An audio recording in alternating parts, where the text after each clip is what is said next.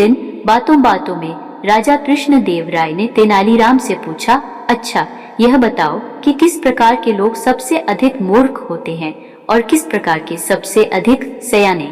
तेनालीराम ने तुरंत उत्तर दिया, महाराज, ब्राह्मण सबसे अधिक मूर्ख और व्यापारी सबसे अधिक सयाने होते हैं।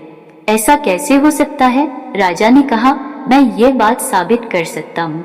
तेनालीराम ने कहा, कैसे? राजा ने पूछा। अभी जान जाएंगे आप, जरा राजगुरु को बुलवाइए। राजगुरु को बुलवाया गया। तेनालीराम ने कहा, महाराज, अब मैं अपनी बात साबित करूंगा, लेकिन इस काम में आप दखल नहीं देंगे। आप यह वचन दे तभी मैं काम आरंभ करूंगा। राजा ने तेनालीराम की बात मान ली। तेनालीराम ने आदरपूर्वक राजगुरु से कहा, राजगुरु जी, महाराज को आपकी चोटी की आवश्यकता है। इसके बदले आपको मुंहमंगा इनाम दिया जाएगा। राजगुरु को काटो तो खून नहीं, वर्षों से पाली गई प्यारी चोटी को कैसे कटवा दें? लेकिन राजा की आज्ञा कैसे टाली जा सकती थी? उसने कहा, तेनालीराम जी, मैं इसे कैसे दे सकता हूँ? राजगुरु जी, आपने जीवन भर महाराज का नमक खाया है। चोटी कोई ऐसी वस्तु तो है नहीं जो फिर न आ सके। फिर महाराज मुंह मांगा इनाम भी दे रहे हैं। राजगुरु मन ही मन समझ गया कि तेनालीराम की चाल है। तेनालीराम ने पूछा, राजगुरु जी, आपको चोटी के बदले क्या इनाम चाहिए?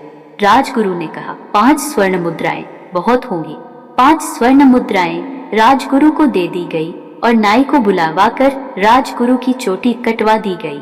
अब तेनालीराम ने नगर के सबसे प्रसिद्ध व्यापारी को बुलवाया। तेनालीराम ने व्यापारी से कहा, महाराज को तुम्हारी चोटी की आवश्यकता है। सब कुछ महाराज का ही तो है, जब चाहे ले लें, लेकिन बस इतना ध्यान रखें कि मैं एक गरीब आदमी हूँ। व्यापारी ने कहा, तुम्हें तुम्हारी चोटी का मुंहमांगा दाम दिया जाएगा।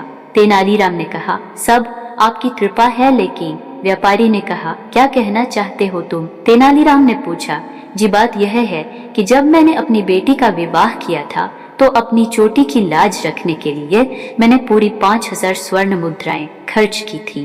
पिछले साल मेरे पिता की मौत हुई, तब भी इसी कारण 5000 स्वर्ण मुद्राओं का खर्च हुआ और अपनी इसी प्यारी दुलारी चोटी के कारण बाजार से कम 5000 स्वर्ण मुद्राओं का उधार मिल जाता है। अपनी चोटी पर हाथ फेरते हुए व्यापारी ने कहा, इस तरह तुम्हारी चोटी का मूल्य 15000 स्वर्ण मुद्राएं हुआ। ठीक है, यह मूल्य तुम्हें दे दिया जाएगा। 15000 स्वर्ण मुद्राएं व्यापारी को दे दी गईं। व्यापारी चोटी मुंडवाने बैठा।